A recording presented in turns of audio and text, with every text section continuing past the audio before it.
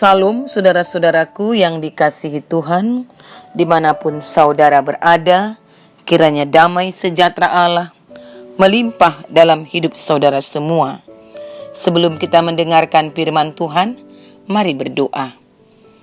Kami bersyukur ya Bapa di surga untuk kasih penyertaan-Mu dalam hidup kami. Hingga saat ini kami dimungkinkan lagi untuk mendengarkan firman-Mu. Tolonglah kami dengan Roh Kudus-Mu agar dapat memahaminya. Demi nama Yesus, amin. Firman Tuhan 2 Tesalonika 3 ayat 13. Dan kamu, saudara-saudara, janganlah jemu-jemu berbuat apa yang baik. Renungan kita, jangan jemu berbuat baik.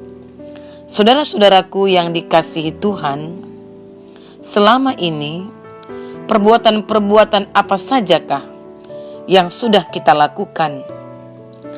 Apakah lebih banyak perbuatan yang membuat orang lain kecewa, atau perbuatan-perbuatan yang menyenangkan hati mereka?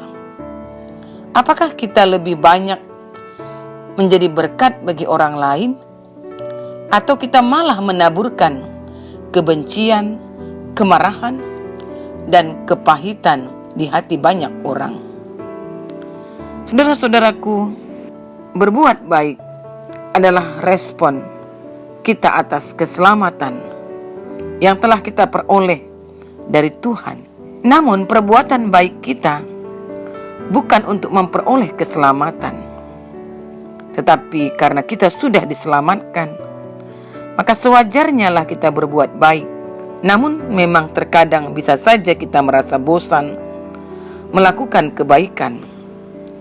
Hal ini disebabkan kebaikan yang kita lakukan dibalas dengan kejahatan oleh orang lain. Oleh karena itu, akhirnya kita berhenti berbuat baik. Dalam nas renungan kita, Rasul Paulus mengingatkan bahwa kita tidak boleh jemu dan kesal untuk berbuat baik. Sebab berbuat baik adalah ciri hidup orang yang sudah merasakan kebaikan Tuhan. Orang yang merasa bahwa ia pernah tersesat dan melarikan diri dari Tuhan. Orang yang tidak layak untuk diterima oleh Tuhan. Kejemuan akan timbul jika perbuatan baik kita hanyalah dianggap sebagai sesuatu yang sudah seharusnya kita lakukan untuk orang lain. Hari demi hari, kita memang berusaha keras untuk menyenangkan orang lain. Tetapi apa kenyataannya? Mereka kurang menghargai jerih payah kita.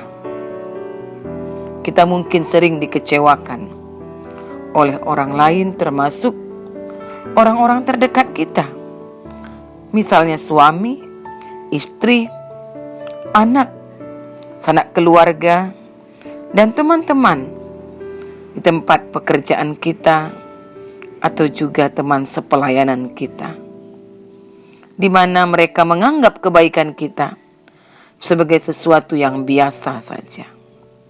Tambahan pula, ada orang-orang yang seakan membalas kebaikan kita dengan hal yang kurang baik. Saudara-saudaraku, mengapa firman Tuhan mengatakan kita harus terus berbuat baik? Kenapa harus dikatakan jangan jemu-jemu berbuat baik? Bukankah manusia dirancang dari semulanya untuk berbuat baik? Seperti yang ditulis oleh Rasul Paulus kepada jemaat di Efesus, dalam Efesus 2 ayat 10. Karena kita ini buatan Allah, diciptakan dalam Kristus Yesus untuk melakukan pekerjaan baik yang dipersiapkan Allah sebelumnya. Ia mau supaya kita hidup di dalamnya.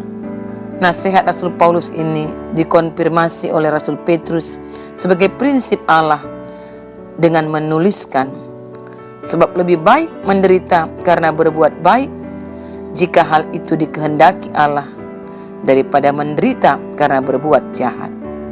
1 Petrus 3 ayat 17.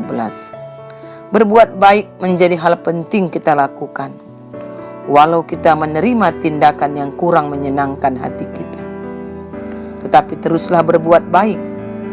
Kebaikan yang kita perbuat akan mengikuti kita kemanapun kita pergi. Kebaikan yang kita lakukan akan dicatat Tuhan sebagai kebajikan bagi kita. Karena itu mintalah selalu kuasa kasih dari Sang Pengasih itu sendiri untuk kita bisa terus berbuat baik.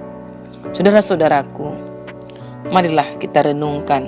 Janganlah sampai semangat kita kendor untuk melakukan perbuatan-perbuatan baik. Jangan sampai kita termakan oleh bujukan iblis yang tidak ingin agar hati kita ini dipenuhi oleh kebaikan. Pernahkah kita tiba pada situasi di mana kita melihat orang yang tidak menyukai kita berada di dalam sebuah masalah yang dapat kita bantu menyelesaikannya? Lalu pada waktu itu terjadi, pernahkah terlintas di pikiran kita, untuk apa ya saya menolong orang yang membenci dan memusuhi saya? Saudara-saudaraku, berhati-hatilah jika jawabannya pernah. Maka itu si jahat yang sedang berbicara kepada kita. Iblis akan mencari cara untuk menjauhkan kita dari perbuatan baik. Dia tidak ingin kita berdamai dengan semua orang dan memenuhi hidup ini dengan kasih. Jangan dengarkan suara-suara yang menyesatkan tersebut, karena itu bukan berasal dari Tuhan. Jadi, jika kita memang pengikut Tuhan Yesus, seharusnya kita bisa bertumbuh dan juga gemar berbuat baik seperti Kristus. Kita sudah mengetahui perbuatan Yesus sepanjang pelayanannya di dunia ini. Dia datang sebagai hamba, namun dia juga menjadi sahabat bagi orang yang miskin, yang memerlukan pertobatan. Tuhan Yesus selalu berbuat baik kepada semua orang. Bukankah merupakan suatu hal yang indah jika suatu saat nanti ketika kita dipanggil Tuhan, maka semua orang akan mengenang kita sebagai seorang Kristen yang gemar berbuat kebaikan kepada siapapun. Kita akan sangat dirindukan oleh orang-orang di sekitar kita. Mari teruslah berbuat baik dan jangan jemu-jemu melakukannya ketika kita mampu melakukan. Kita berbuat baik karena itu adalah panggilan hidup sebagai orang yang sudah menerima kebaikan Tuhan. Dan firman Tuhan dari 3 Yohanes 1 ayat 11b mengingatkan kembali, barang siapa berbuat baik, ia berasal dari Allah. Tapi barang siapa berbuat jahat, ia tidak pernah melihat Allah. Demikianlah firman Tuhan. Mari berdoa. Ya Tuhan, Bapa di surga, Tuhan kami Yesus yang penuh kasih, setia dalam hidup kami. Engkau sudah memberikan teladan untuk berbuat baik. Mampukan kami untuk melakukan kebaikan itu juga kepada semua orang. Dalam nama-Mu kami berdoa. Amin. Salam saudara-saudaraku. Tuhan Yesus memberkati.